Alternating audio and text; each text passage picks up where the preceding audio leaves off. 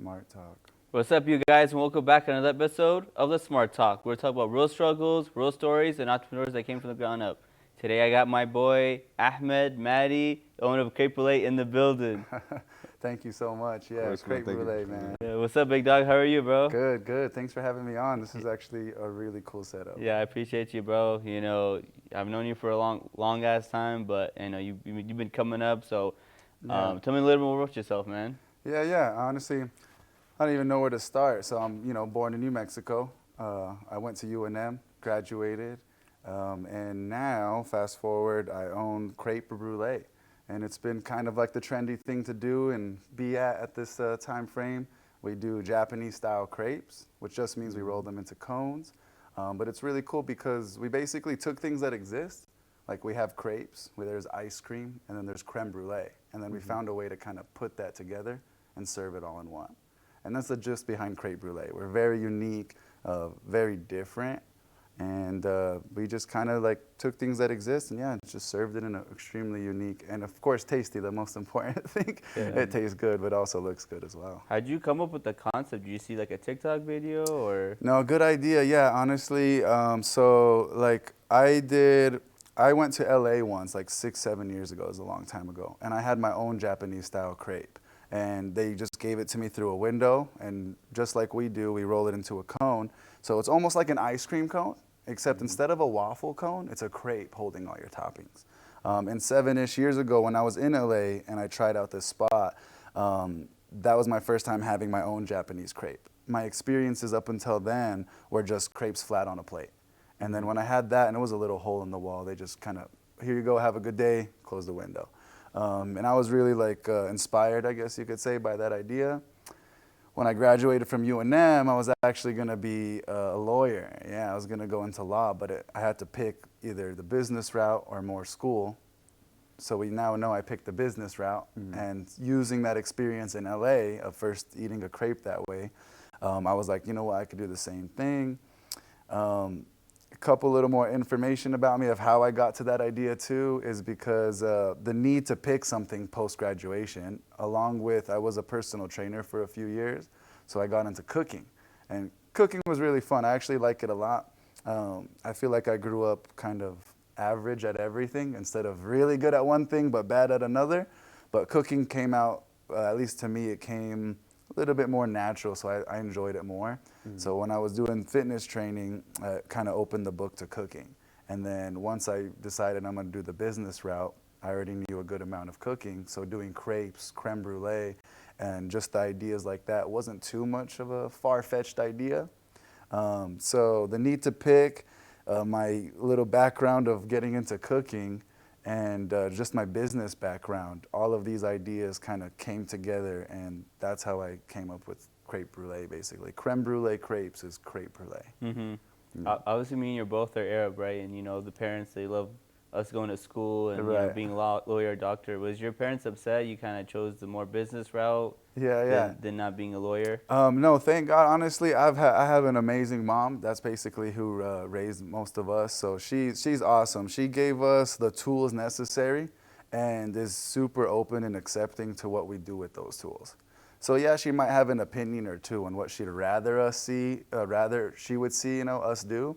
But on the end of the day, she's so open and awesome that no matter what we did, she was going to be full-fledged supporting. So I kind of skipped that minority path, basically, because you could say the same, I feel like, about majority of cultures, right?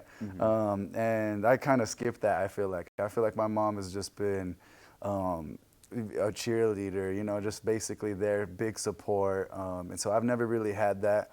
But I did do those, I still did the credentials. I have 2 bachelor's degrees and 2 separate degrees, 2 separate topics. But it was okay. Overall, she was supportive. And then my awesome sisters are also supportive. And yeah, so it was okay. On the end of the day, I guess money is the important thing, right? So, so the beginning stresses were always just the beginning. But once something starts doing good, even people who didn't even agree with your idea eventually come around. Yeah. And that's the risk we take in business, right? No, once you actually jump the gun, you'll be judged a certain way. But once you see the fruit of the labor you put in and other people see that fruit, Then they're like, hey, so I remember what I said last time, but I, you know, kind of like, so I heard you're doing good. Yeah, you opened another location. Like, so, you know, it kind of adds up. So any criticisms in the beginning, usually time will tell. And they're either there to say, I told you so, or damn, I was wrong. Yeah, you were right, my bad. Yeah. But that's the beauty about, you know, business. You just have to go in and just think of something and just go for it. If it doesn't work out, what I always tell people, I feel like it's much better to say that I have 2 failed businesses than to say I've never tried. Mm-hmm. So I would rather say that. I feel like it's so much better. The experience and knowledge and people you'll meet and networking, even from a failed opportunity or a failed business or a failed risk you took, is still better than just not trying it at all. That's basically how I came up with everything. So when you're finding a location and you're about to put ink on paper to sign the lease, and you're like, okay, I'm really about to do this. Right. How nervous was that for you? How were you feeling? Energetic, exciting? Yeah. It's a mix of everything. Yeah, you're right. Yeah, it's a mix of everything. So you're excited, you're nervous, and you know, don't get me wrong. I've always had the what if it doesn't go right? What if it doesn't goes bad? What if I don't make money? What if all this stuff? Like, you go through these emotions for sure. And the bright side about me is I grew up majority of my life believing in myself. Like, even right now, I might sound a little ignorant, not gonna lie, but I grew up believing that I could do like whatever I want, to be honest. Like, I feel like even if there's something out there I can't do now, how long will it take for me to figure it out? Mm-hmm. And that's how I believe in everything I do. So when it came to, doing the Crepe Brulee, signing the paper, signing the lease, getting your LLC, doing construction, paying the money for all this, and all the steps needed to create the business. I was nervous. All these what-if situations were in my head, but that big part of me that just says, how bad can it be? You're you. You could figure it out. No matter what you don't know now, you'll figure it out.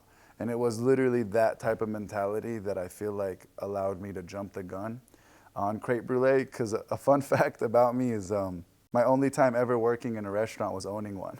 I've never worked. I've always joked around growing up like I should be a waiter or something for experience and just to mess around, because I knew I'd kill it, and I just never did. And my first time actually getting any restaurant experience was owning one. So you could already guess that there was a lot of things I didn't know. Some things you could guess and kind of like anticipate. Some things, though, you won't really know until you're experiencing it. Mm-hmm. But I was ready for it all. I did as much due diligence as possible. The things that I couldn't have thought of until I experienced it, I handled it. We worked through the kinks. You pivot, and you keep on going, really. I knew I had a good idea. I knew it was unique. I knew if done correctly that it should thrive.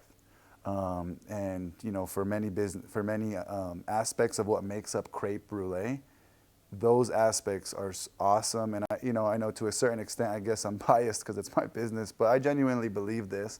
It was a product that you don't see anywhere. Mm-hmm. People who know crepes don't know this way, mm-hmm. and the rest of the people are people who don't know crepes. So it's unique on unique. Even if you did know, you'd never seen it this way.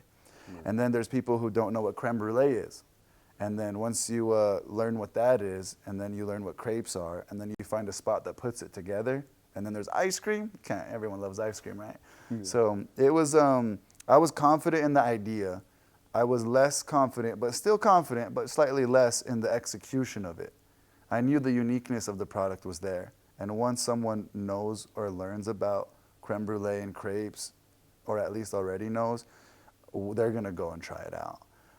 So it's more of everything else just came down maybe to customer service, the details of a business. Like I noticed not just on this podcast, but other podcasts, for example, I always see like the question, like, and people they answer it like inspirational wise. Let's just work hard, be disciplined, but they don't actually give you the step-by-step basis on how to create a business. Mm-hmm. And so if anything, I could go into step-by-steps because you need to go and get your LLC. You know what I mean? You need to go down to the state. You need to actually just apply for it, pay the $50 or $100 it takes, and make up your name for the business. You know, make sure that name is not taken already, so you don't get sued down the line. But you know, there's the step-by-step process to this, and then you need to find a location. If there's a construction, you need a contractor.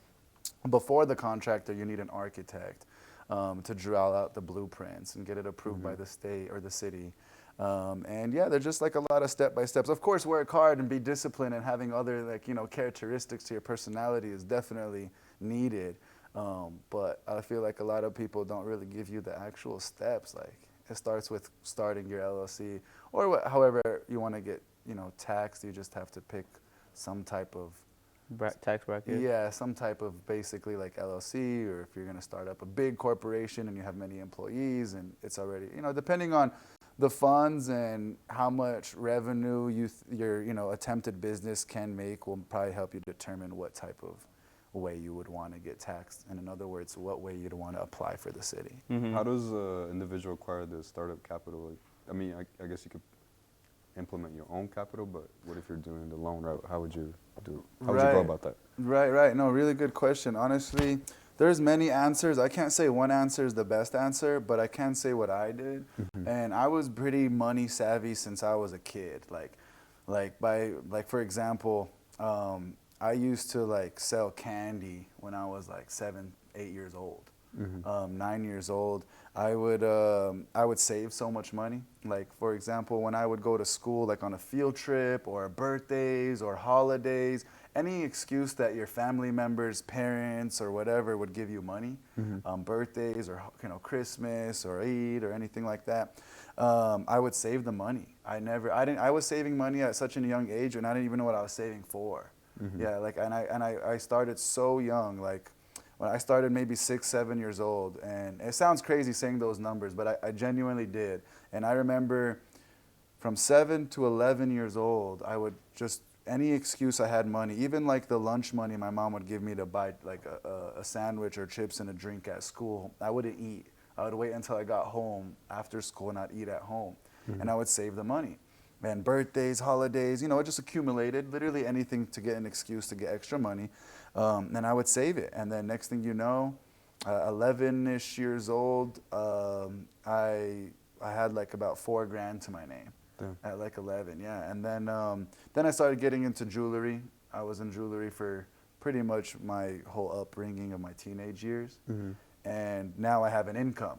So then same mentality though, but with a better income. So now I'm saving that money. And I remember, you know, I bought my first car at like 15. I paid it off at 17. And then I moved to Sedona, Arizona to work for another jewelry store out there.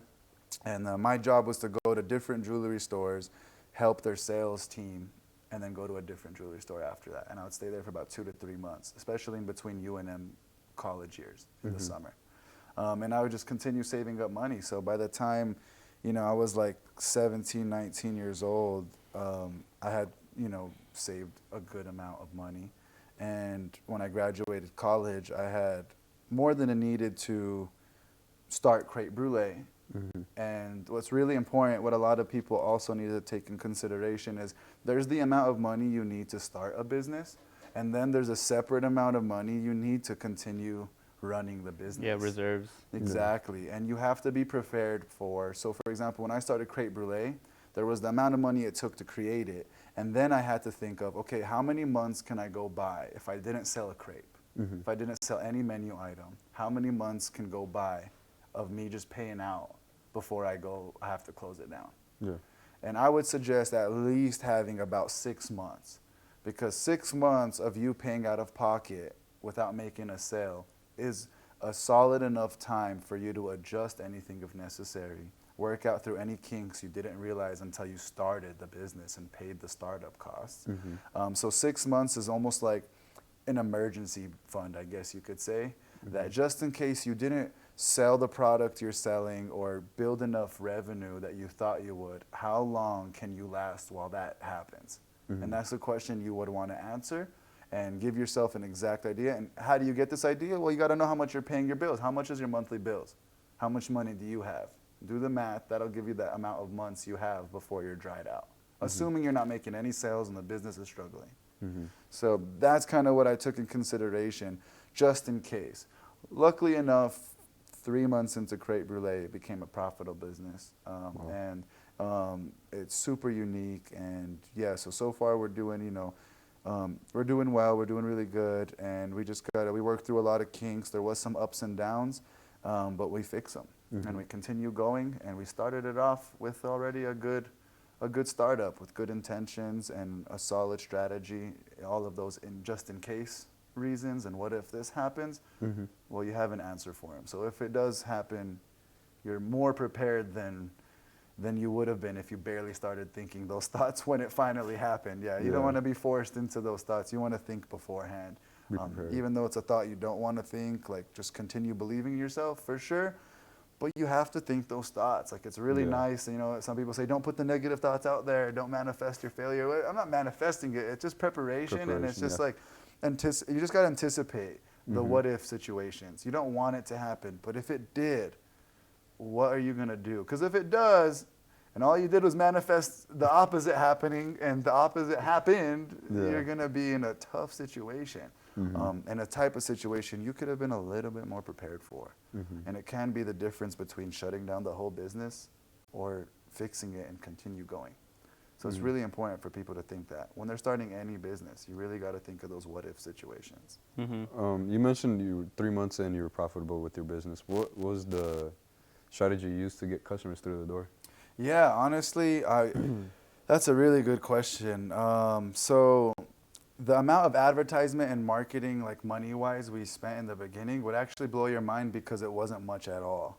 Yeah, it wasn't much at all. We did the opposite end. Usually places go, and I'm not saying you should do this, but we started, we did a soft opening, and we gave out simple marketing things like flyers. We went to places that we would think would have similar-minded customers. For example, growers market, rail yards market, stuff like this. Those are the type of people, the people that go to those type of things are the people that would like to go to a unique crepe crème brulee ice cream spot. So we find the customer, basically the population group that is going to be most fond of your business idea, and try to get your business in front of their eyes. Whether that's Instagram, Facebook, TikTok, other social media platforms, whether it's flyers and you're hand-to-hand giving them. It could be just putting them on cars, it could be knocking on doors, or it could be walking up and literally sharing maybe a minute or two description of what the flyer describes. And that comes a long way because you're able to at least give the first impression to someone, even if it's for a minute. Let's say you do that, you give a flyer, they've never heard about you, they see it. Then maybe a few weeks later, they see an Instagram post, and then they connect the dots. They're like, oh, that was what that one guy was talking to me about, that one flyer. Even if I never went to it yet, they tie the dots, so it accumulates. And next thing you know, after some months of doing these type of options of marketing and getting your word out, you've had a person who's seen you on somebody's Snapchat, somebody's Instagram. They've seen a flyer. They've ran into someone at the growers market that told them about it. And then there's word of mouth. They met someone who actually did go. And then all of a sudden they connected all the dots. They've heard about us 3 different ways, and now we have a customer. And it was an accumulation of these ideas across months that helped us out. And then how we became profitable so quick is, I believe, it stuck better with people.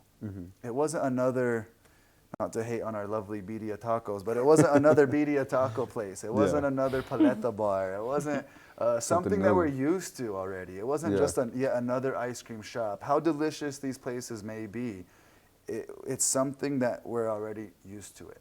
You know what I mean? The first time you hear something never hits the same. The second time, definitely not hitting the same the 5th, 8th, 10th time. Even your favorite TV show or movie. First time, wow, this is awesome. Second time, you still love it, but like, nothing is like the first time. So if I was gonna give something to them in the same strategy and marketing, something people already have seen, you know, oh, nice, I love paletas, thank you, cool. You know what I mean? So since it was so unique, I think that because of its uniqueness and like it being so different and something that people have just never seen before, it stuck to them more. So one attempt of putting a flyer in someone's face, I think, had a bigger impact because of what the product was, than it just being something they've already heard about. Okay, I see. So in your case, like you said, you had a unique idea, which combining those two is very unique. Right. How did you build the ideal customer for it? Did you just take the customer basis for each item and then try to figure out where they hang out at? I think everyone loves desserts, right? Everyone likes a sweet treat here and there, even if, unless, you're watching your figure and all that. But overall, though, everyone loves sweet things. So creme brulee is something you see at high-end restaurants. And most of the time, you're either too full to order it or you don't care to pay the $8 to $12 for the extra dessert, especially when your bill is probably already up there. So everyone loves creme brulee. A lot of people like ice cream, and a lot of people like crepes. So as far as the customer base, it's almost the same people. One person who likes crepes is usually that same person will also like creme brulee and ice cream. So when we put it together, if it just kind of combined all of this, and anyone who would love any of those individually will love it when it's combined together. And that was basically the idea. So going after people who already, that same type of people that go to get a crumble cookie, the same type of people that go to get any dessert shop. Ice cream is like the easiest. Well, ice cream and donuts. I feel like ice cream and donuts are probably the most ordered, easiest thing that everyone universally likes, right? And those same people, you show them something that is super unique, trendy, and tastes good. The only thing needed on top of those is the customer service being awesome. That's just the perfect little loop around to just continue bringing them back.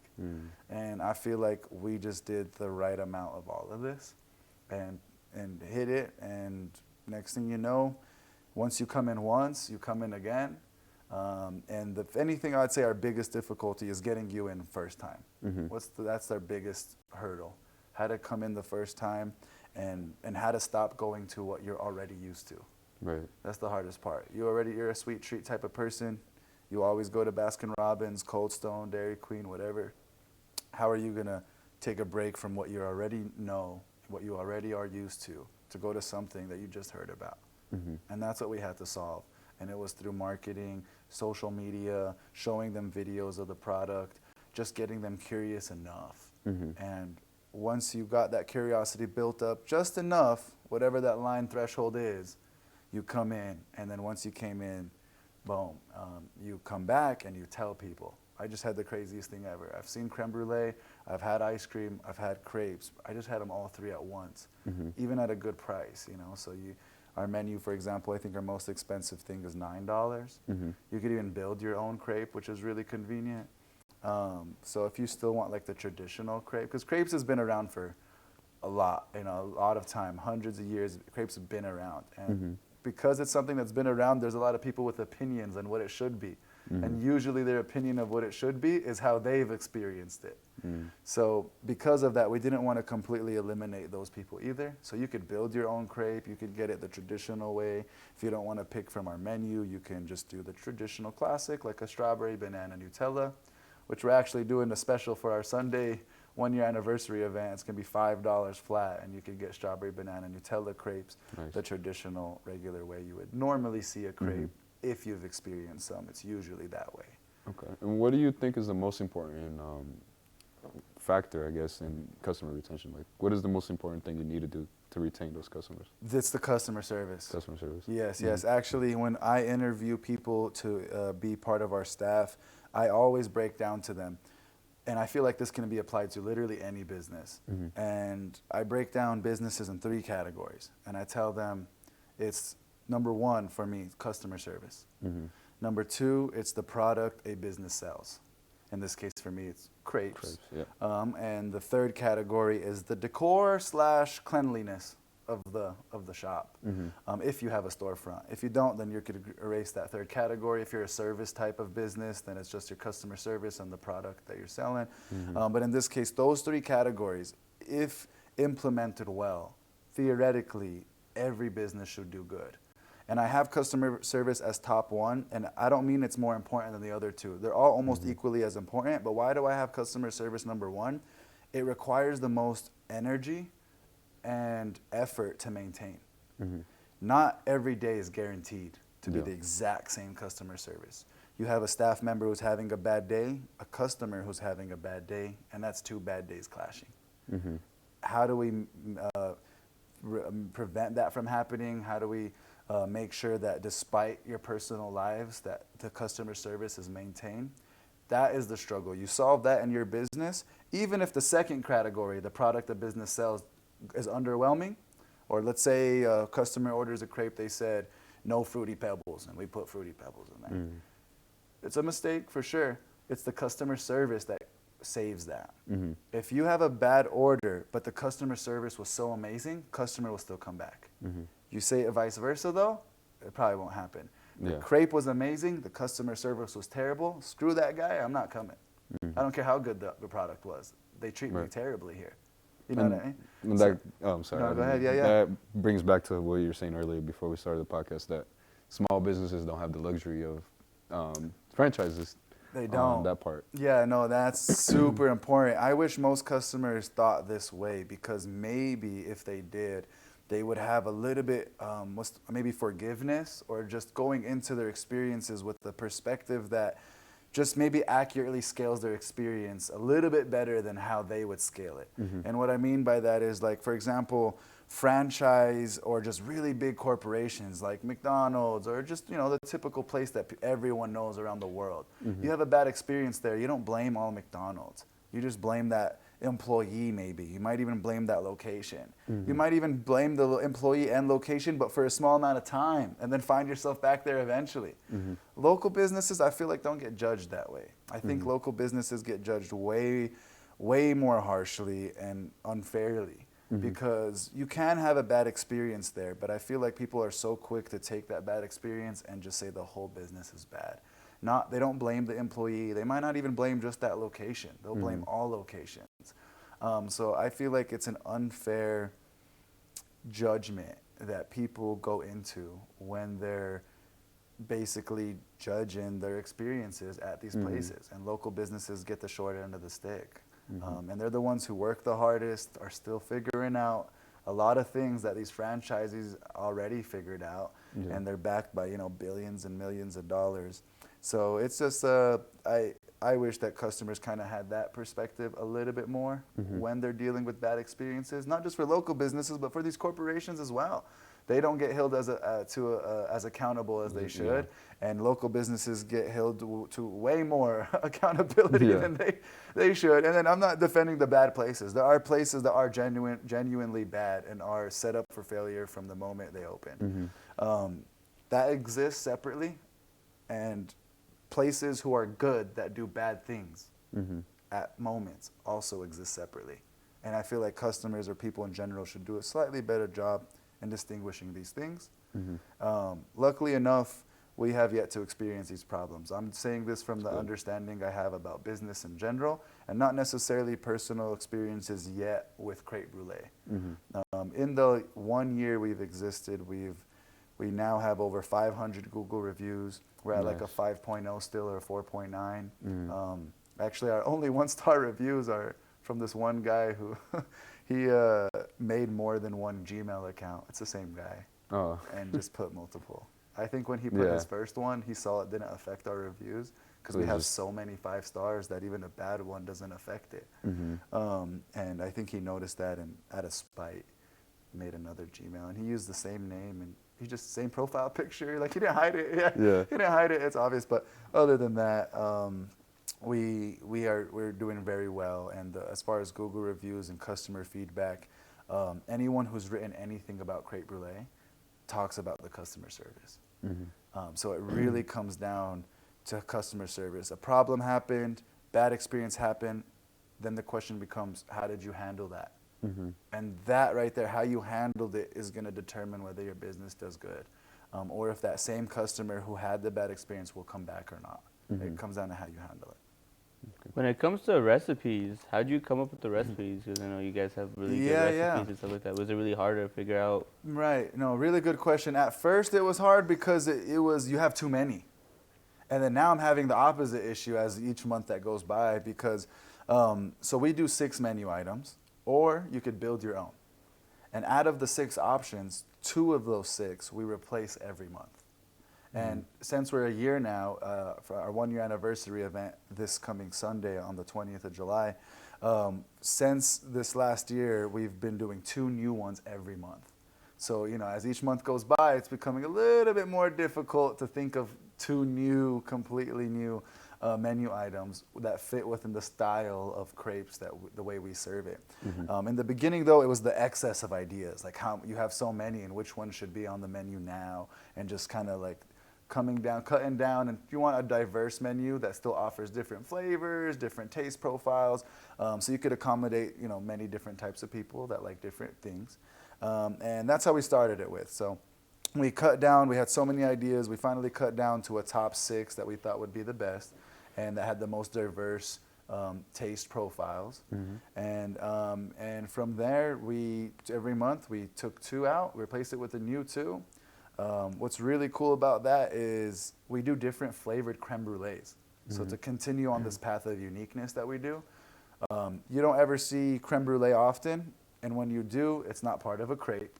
And then on top of that, when you do see creme brulee, it's at high-end restaurants and they only have vanilla. That's the traditional creme brulee, vanilla creme brulee. Like right now on our menu, we have a strawberry matcha crepe that uses a matcha creme. We call it custard, but it's the creme to a creme brulee. And we could get a matcha creme brulee. We've done coconut creme brulee. That was one of my favorite ones, actually, the coconut creme brulee. Let me stop you real quick. Can you tell people what's a creme brulee compared to a regular crepe? Because I know some people don't know what that is. You're right. Yeah, good question. So a creme brulee is a traditional French dessert that's normally served in a bowl. And it's the creme, or custard in other words, which is almost like a pudding, but not. But that's probably the closest thing you could think of to what a creme brulee is. And it's the creme inside of this bowl or ramekin, and they put sugar on top, and then you torch the sugar. The sugar caramelizes, it gets hard, and then you break it with a spoon, and then you get into that good stuff right underneath the toasted or burnt sugar. And that's what a creme brulee is. Creme brulee is French for burnt cream. That's what it literally translates to. To brulee something is to burn it. And you're referring to the sugar that's on the creme. And that's what we're burning. So it traditionally gets served in a bowl or ramekin. We just do it on top of a crepe that we roll into a cone shape, which is a Japanese way of serving a crepe. And from that outline of how we serve it, that's how we got different flavored creme brulees and started to do other types and other flavors. We'll always keep the traditional vanilla, but every month you can expect something different on that menu. And it's either a different flavored creme brulee or just a different menu item. That's not necessarily creme brulee, but we have other options as well. So with switching the flavors every month, is it just to be like not spontaneity, I can't say, but yeah. Is it just to be like innovative, or are you trying to find like a staple menu that you can go off of? Yeah, so out of the 6 options, 3 of them always stay. We don't ever substitute those or switch them out or anything. And then the other 3 is where we kind of mess around with, and what decides what menu item we pick for the new month. Sometimes is customer recommendations, actually. There's a part on our website where sometimes customers give us some ideas of what they think we should include. Some are bad ideas, but we get some good ideas every now and then. And then also the what month it is. So depending on the month, we'll determine also like seasonal stuff. Like for example, in November, we did a apple cinnamon crepe. We've also done a pumpkin creme brulee. In December, we did a peppermint mocha crepe. We also had an eggnog creme brulee crepe. So it fits the month theme. And the month theme, along with what we've done prior to that month, usually is what determines what we're going to do next. And sometimes we'll be like spontaneous and we'll just kind of do something random that's not necessarily for the month, or what it doesn't have to tie to that month. And then sometimes it does. So we do stuff like that. Sometimes it could just be a throwback. We're bringing one we've already done. Yeah. And it's just a popular one, and people are like, man, I love that when you had it at that 1 month. I can't wait. And I'm like, oh, we're actually bringing it back in this month. And, you know, like the ube crepe, for example. Ube is extremely popular, and also not many people know what it is. It's very popular in Filipino and Asian culture in general, but I would say mainly Filipino. And it's something that you don't know what it is with most people, but the ones that do go to it because they know they don't see it around. Yeah. And when we had the ube crepe in October, which was Filipino Heritage Month, and it was also Halloween, so that was cool. Ube it's a sweet purple potato. So anything you make with it turns dark purple. So the custard we made for the creme brulee was dark purple, and it was cool because it was October, it was Halloween, and it was Filipino Heritage Month, so it worked perfect. Nice. And that one, we're actually bringing it back for our 1-year anniversary event on the 20th, this coming Sunday. And so many people are going to come back for that because they came when we first had it, they asked for it when we removed it. Every now and then, months after October, we still get, hey, do you guys, I saw this online. I'm so sorry, that was that many months ago. We have the new ones of this month or these. But this Sunday, we're going to bring back the ube crepe, the pistachio and cream crepe, which is basically a Dubai chocolate crepe without the chocolate. And that's awesome. And then the strawberry matcha will be there as well. Nice. When it comes to seasonal, you know, there's winter, spring, summer. Do you see like the difference in sales? Because, you know, you are a dessert shop. Right. Yeah, no, that's so true. And so winter is definitely the slower months. But what's really nice about Crepe Brulee, we are so all year round from what we're selling. And for example, like in the winter, we do a s'mores crepe where you can get toasted marshmallow fluff, just like what we would do for the creme brulee tops of the crepe. We also have like, you know, like the eggnog and the pumpkin and apple cinnamon. So we do cozy things. Like nothing is cozier than s'mores in the winter. Nothing is cozier than just seeing that torch burning your sugar on top of a warm crepe that's coming off of the crepe makers or the griddles. So we do have ice cream. We do fit more for the summer, but we're all year round. We're all year round. This is the type of dessert that you don't have to be cold to get or to be feeling warm to go get something like ice cream. We have everything you need all year round. Everything you already indulge in the winter is also what's going to be served at Crepe Brulee. Like in the winter, you do s'mores, you do apple pies, you do pumpkin pies, you have Thanksgiving, you have Christmas. And what ties with those holidays and those times of the year? Those type of desserts. Apple stuff, Thanksgiving, that's all you eat at that time. Christmas, you have peppermint. We did a peppermint mocha crepe. We also serve hot chocolates at that time. So we definitely cater all year round. It doesn't matter what month it is or how cold or what the weather is. Crepe Brulee is a type of dessert you could have literally any day of the month. That's awesome. Yeah, any month, yeah. So Awesome, it's really bro. cool. So how does the future look for Crepe Brulee? Like what big plans or ambitions or goals you have in mind for this company and business you want to grow? Yeah, Crepe Brulee is awesome, man. I really love it, and I'm super happy I did this. And I think we're gonna have multiple Crepe Brulees. I think we're gonna change the whole west side of the United States, to be honest. And long term, and this is me being very ambitious, right?